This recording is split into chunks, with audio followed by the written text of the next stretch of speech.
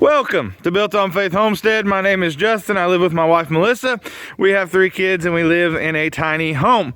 We do the very best that we can to serve the Lord, knowing that and recognizing that we fail more often than we ought to. And we also are trying to live a self-sustainable life to the best way that we know how.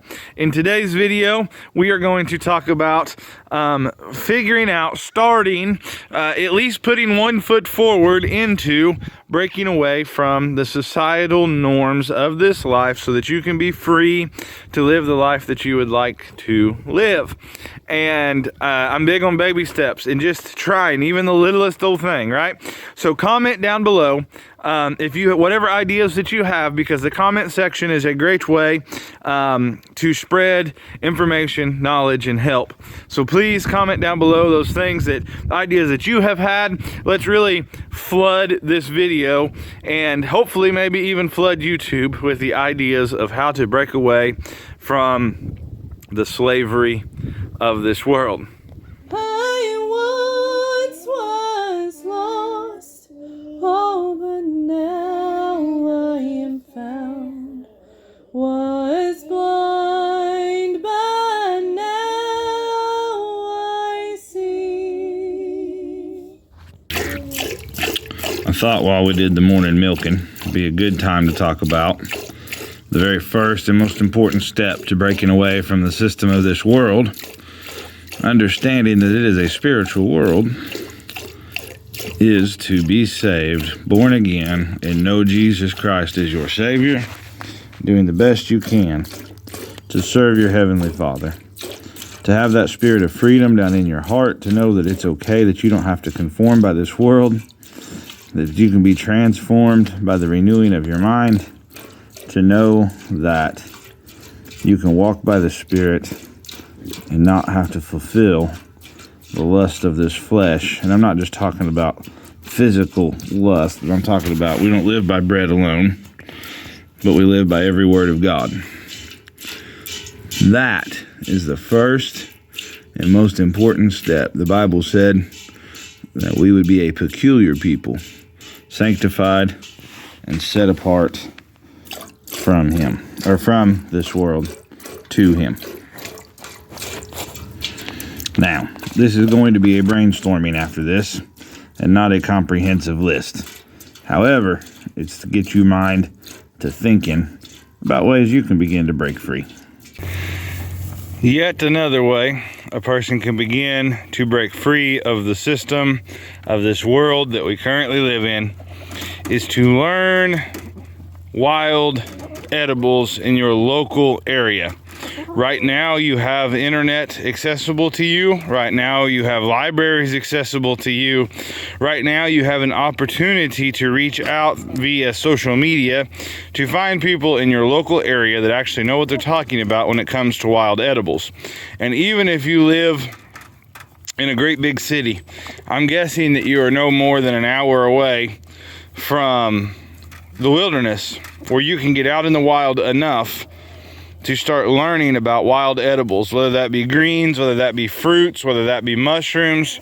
That will give you at least an opportunity to harvest food that grows naturally, wildly, and whatever's going on in this world, that's still probably going to be your healthiest option, if I had to guess. And it grows naturally, it grows freely. God planted it, and it comes back each and every year. So learning your wild edibles would also be a great way to begin to start to break free from society. You're probably already paying for internet anyhow, so you might as well use it as a tool to your advantage. One of the things you're going to find out about those wild edibles is that there's a lot of medicinal properties in them as well. Not put there by the things of this world, but put there naturally by God. And so that'll be a benefit as you learn some of these wild edibles as well. And like I said, you have that tool available. It don't probably cost you nothing extra. It's just time. The other thing I want to talk about is you are going to have to work on your mindset, because we are so used to the modern day conveniences of this world that we can't hardly imagine life without them. And I'll give you an example. For us, even as we have been on this journey and continue down this journey and have a long ways to go yet, we have really talked about, like, I can't imagine life without a refrigerator. What do you do with your leftovers? What do you do with your cheese? What do you do with your dairy product, right? What do you do with all that stuff? Like, it is hard for me to comprehend life without a refrigerator. However, we're just a couple generations removed from people that a huge part of the world, or a huge part of the nation anyhow, didn't even have them, right? Didn't even have refrigerators. So learning how to have your mindset different, right? Because people's going to look at you funny if you talk about these things and you think about these things and you're trying to do these things. They're going to look at you like you're insane, like you're crazy. Just go buy it at the grocery store to be fine, right? So you're going to have your mindset in a different place to know that you are just trying to break free from society. Obviously, another thing one can do is try to get some animals around, if you're in a situation where you can at all. Chickens is a great option. Whenever I say get some animals around, I would try to focus, especially early on something that's not very expensive, because quite honestly, you're going to kill a few of them. You're going to make some mistakes, right? It's part of it. And secondly, get something that's dual purpose, right? So theoretically, these chickens, you can get eggs, you can get meat. If you get a dual purpose bird, like a barred rock, or I really like a buff Orpington, because, I mean, once again, all theoretically, but theoretically, you could have some buff Orpingtons. They're a very docile but very broody type bird, and so they will want to hatch eggs. And so you could get you a batch of buff Orpingtons. They make good meat birds. They're great egg layers, and then they also could replenish their own supply by allowing them to hatch eggs out and those kinds of things. And that would give you meat, that would give you eggs. And then if you wanted to put them in some sort of mobile situation, you could use them to work the ground up for your garden or for fertilizer and those kinds of things, with just one animal, right? Or even like rabbits. Rabbits produce a ton of meat for you. They don't produce eggs, but they produce a ton of meat, and then you could use that fertilizer to either sell or use back on a garden situation. So obviously this is going to be different for everybody. Once again, this is brainstorming, but it is one of the things that you might consider, right? Getting into a few animals, or an animal or two that you can use not as pets, but rather as food and security, to get away from the things of this world, some food security, and to have some better tasting food, to know exactly what's going into them. Now, all of that being said, unless you're in a situation where you can grow all your own feed and those kinds of things as well, like, you're probably going to have to buy some feed from somewhere, which is once again going to connect you somewhat back to the system. But if you can find a way, and no doubt they're out there, but if you can find a way to go even further, right, that would be great. We are not there, right? We have to buy feed. But it is at least a start. It is something. And I know sometimes, right, you can get discouraged and thinking there's no way to completely get out of it. But you have to start somewhere. You actually have to get that ball rolling. And then that will get your mind to thinking of other things that you can do. Never mind the weeds mixed amongst the lettuce here.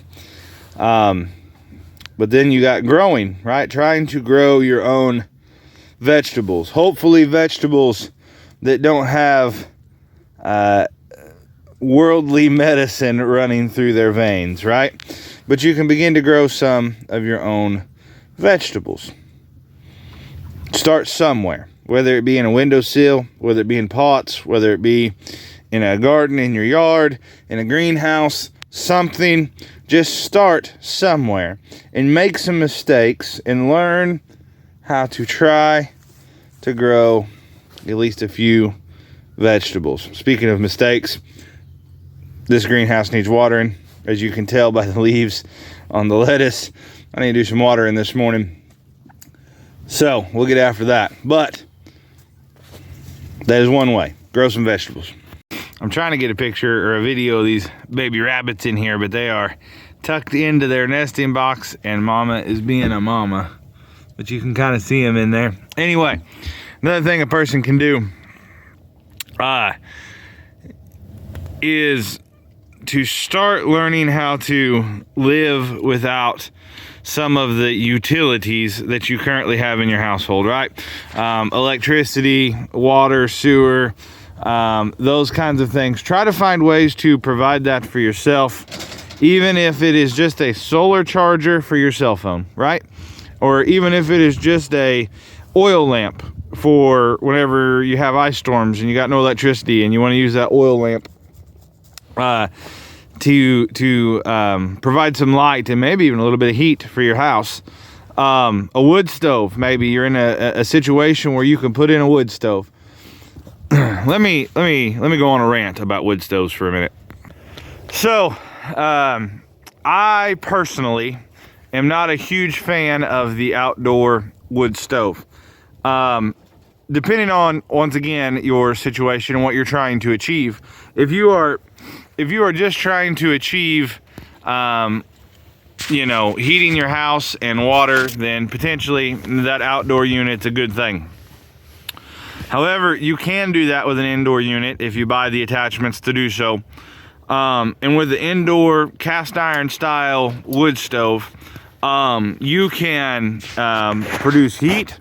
Depending on what kind of front door you have on it. We have a glass door, so we can produce a little bit of light, and having those tin ceilings in our house really reflects the light. Also, you can cook on top of it if the power were to go out for whatever reason. It offers a wide variety of things. Now, you may not be in a situation where you can have a wood stove, and I understand that. But try to find something, the littlest thing, right? Maybe it's a solar charger for your cell phone. Maybe it's a, like I said, an oil lamp. Maybe it is a flashlight that doesn't need batteries and you can just wind it, right? Just start taking baby steps. And you want to know why I keep saying this? Because when you start to make those baby steps, you begin to think about these things and you begin to think out of the box a little bit. And you begin to go, you know what? I maybe don't have, everything that I would like to have, but I can do so much exactly where I'm at right now. And if you will just put forth that effort, right? We are not in the situation we want to be in just yet, right? We have a long ways to go. But if you will just start on those things, right? The littlest of things, right? We literally and honestly started with some oil lamps. Like that was our first step, was like, we're gonna try some oil lamps, see what happens, right? Just to get started on some things. Let's go in and we'll talk with Melissa about some of her ideas as well and get her viewpoint on some things you can do to just get started. Lord, we pray for each and every one, Lord, and Lord, pray that we could have a good time, Lord. And today, Lord, and Lord, that you would keep us safe today, Lord. And Lord, just pray for each and every one. And pray that we would have a great time in the nourishment of our bodies. Lord, that don't have food and water, that you have little more food and water, Lord. Lord, just pray for each and every one. Amen. So, this morning we have got sausage that was raised from a friend of ours' pig. We've got homegrown eggs, pickled jalapenos we did ourselves. I didn't make the spicy mustard I'm gonna dip my sausage in. We got cow milk. So we all call it cow milk because I don't know why that's what we started calling it. With chocolate syrup that we obviously did not grow ourselves. And some coffee. Now, while Melissa is trying to get Bobo some food there. So this whole video, Melissa doesn't really know what this video's been about, but this whole video's been about how do you just start breaking the mold and getting away from the societal norms of this life so that you can be free from the chains of this world. So I've talked about, obviously, the Lord, right? And I've talked about growing food, and I've talked about changing your mindset and animals and those kinds of things. But I thought it would be smart to ask you about like what about just making meals at home? Whenever we first got married, did you know how to cook? So, I don't know how to cook. I knew how to do some basic stuff, and then basically when we got married, the only thing I really knew how to make was fried taters and cheeseburgers. We ate them a lot. We ate them a whole bunch. Every day. Yeah. She does fry a mean tater, guys. A mean That's tater. probably why. That may be why I put on a bunch of weight when we first got married. So, if you will just learn, right? If you will just put in the effort to start learning how to make something at home, to make meals at home, it will help you break away from needing to go out to eat all the time, feeling like you need to all the time. Yeah. And when you have the ingredients, you know, why I get life is busy and things like that. But when you have the ingredients at home to make whatever you want, you just have to practice. You know what I mean? I didn't know how to cook. Not like I do now. It took a lot of practice, right? And but I kind of, Justin's helped me in the way, like I was already a lot like that. Like when I set my mind to something, I'm gonna do it. That's the truth. And I go all in usually, you know, and She may be a wee bit stubborn, but I wouldn't dare say that about my wife on the phone. but if you just practice and decide in your mind, like, okay, we're gonna learn how to make whatever, you know, like the butter. You know, I've been making butter. I'm gonna learn this. You can do it. A lot of people think, you know, well, I can't do that. I'm not that good of a cook.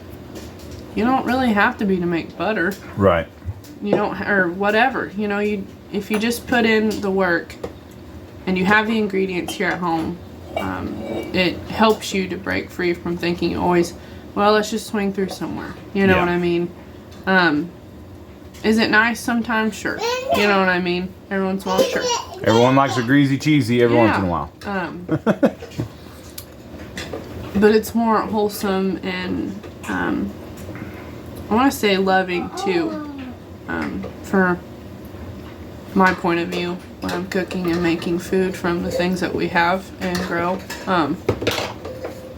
And you make it with love, you know. It brings a whole new perspective to taking care of your family and breaking away from feeling like you have to go out to eat or do anything to provide for your family. Yeah, absolutely. Excuse the Christmas gifts in the background there. We live in a tiny house and you only got so many places to put stuff. One of the things along with cooking is food, preserving your food, right? Maybe it's canning, maybe it's smoking meats, maybe it's learning how to age things, maybe in your fridge or something like that. And you may not have animals, you may not have a garden, and you may think, what's the point? Well, even if you live in a city, if they have a farmer's market or something like that, you could potentially go to that farmer's market, buy food there, and bring it home, and then dehydrate it, can it, preserve it. You're helping that local farmer. You're putting more money in the local economy than if you were to spend it at a big box store. And you're learning how to be a little bit more self-sufficient. So cooking things at home, learning to cook, being willing to try something, being willing to fail, being willing to mess it up from time to time, will all help you begin to break away from the mold that is the world that we live in. But the last and second most important thing, the first most important thing is to make sure you are right with the Lord. And I would say the last thing is everybody, whether you are already doing this lifestyle or something similar to it, or depending on whatever level you're at, to be able to do things, living in the middle of the city, living outside the city, living in the hills, wherever, it is to build community. Some way, somehow. If you really desire to, you can do it, right? You have social media at your advantage right now. You can begin to network with people, begin to talk with people. Maybe you have friends or family members that raise animals or gardens or what have you, right? Maybe somebody at the local farmer market. Something where you can begin to network together and try to help one another get through these things, right? So you even take somebody like us, right? Chickens and rabbits and a milk cow and those are all great, right? Gardening, all that stuff's great. But sometimes, like, the chickens will go on the fritz and not lay eggs very good. And it would be nice to have somebody close to us that we knew that's like that has chickens, to be like, hey, can we trade you some milk for some eggs, because ours aren't laying very good right now, right? Maybe, you don't know how to do everything, but maybe in your little community gathering group of people, maybe somebody's really good at woodworking, and so they build things out of wood to help you along, right? Or maybe somebody's really good at nursing and like can do stitches and all that kind of stuff, right? And just working together, learning from one another, working together, not necessarily having to know how to do all of it, but building that sense of community with one another, so that maybe everybody, gardens a little bit and has chickens and milk cows or whatever, right? But then some people will specialize in other things, and you can actually help each other out, and you can work out some sort of trade system or cash system even, or right now while we still can, or something like that, right? And if you live in a city where none of this is really accessible to you, maybe you can just give money, right? If you can get a hold of a farmer or somebody at the farmer's market or whatever, especially if they're wanting to raise animals and try to put them on organic feeds and all that kind of stuff, man, that stuff is expensive, and it's expensive to get started. But if you will just spend some time looking in the community for people you could reach out to, if you want to bad enough, you'll find them. You absolutely will. You will absolutely find them. But you're going to have to put in the effort, and you're going to have to put in the work. But I also think that is probably, short of being saved and knowing the Lord, that is probably the second most important thing that we could do to try to break away from society. Once again, guys, this is more of a brainstorming video. This is not a comprehensive list. Please comment down below your ideas, your thought processes, what you think's a good idea. And what I'm learning is these comment sections are amazing, where you can really learn from one another. So please join the Built on Faith Homestead community and comment down below.